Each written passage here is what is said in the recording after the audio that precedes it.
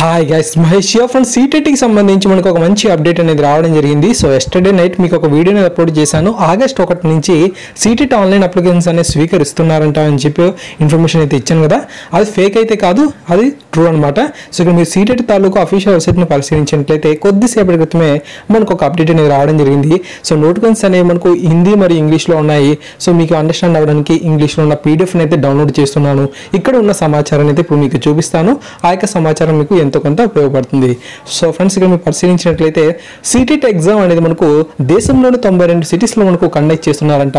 20 లాంగ్వేజెస్లో మనకు ఈ యొక్క ఎగ్జామ్ అనేది ఉంటుందని చెప్పి వీళ్ళైతే మెన్షన్ అయితే చేశారు. ఓకేనా. అండ్ అంతేకాకుండా ఏంటంటే ఈ యొక్క సీటెట్ ఎగ్జామ్ సంబంధించి ఆన్లైన్ అప్లికేషన్స్ అనేవి 1/8/2018 నుంచి స్టార్ట్ అవుతున్నాయని చెప్పి వీళ్ళైతే మెన్షన్ చేశారు. టైమింగ్స్ అనేది ఇవ్వలేదు. సో అందువల్ల కొంచెం వెయిటింగ్ అనేది చేయాల్సి అయితే ఉంటుంది. ఎవరైనా సరే అప్లై చేసినట్లు చూపిస్తే ఖచ్చితంగా మనం చేద్దాము. 1/8/2018 నుంచి మాత్రం ఇవైతే మనకు ఆన్లైన్ అప్లికేషన్ మాత్రం స్వీకరిస్తారంట. ఇలాగా చివరి తేదీ ఇప్పటివరకు అంటే 27/8/2018 వరకు కూడా ఈ యొక్క ఆన్లైన్ అప్లికేషన్ సబ్మిషన్ అనేది చేసుకోవాల్సి అయితే ఉంటుంది. వీటికి మనీ పేమెంట్ అనేది 30/8/2018 మనకు మధ్యాహ్నం 3:30 లోపు పే చేయాల్సి అయితే ఉంటుందని వీళ్ళైతే ఇక్కడ సమాచారాన్ని మెన్షన్ చేశారు. సాధారణంగా ఏంటంటే బడం వైపు ఈ యొక్క ఎగ్జామ్స్ని పరిశీలించినట్లయితే ముందుగా మనీ పేమెంట్ అనేది ఆ డేట్ అనేది క్లోజ్ అవుతుంది. సో తర్వాత ఆన్లైన్ అప్లికేషన్ డేట్ అనేది క్లోజ్ అవుతుంది. బట్ వీళ్ళకి మనం చూసినట్లయితే ముందుగా ఆన్లైన్ అప్లికేషన్ డేట్ క్లోజ్ అయ్యి తర్వాత మనీ పేమెంట్ డేట్ అనేది క్లోజ్ అవుతుంది.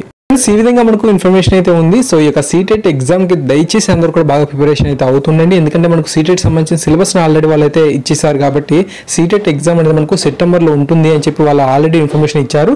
ఒకవేళ డేట్ పొడిగించే ఉద్దేశం ఉన్న ఒక 10-15 రోజులు పొడిగిస్తారు తప్ప ఎక్కువ రోజులు అయితే పొడిగించారు కాబట్టి.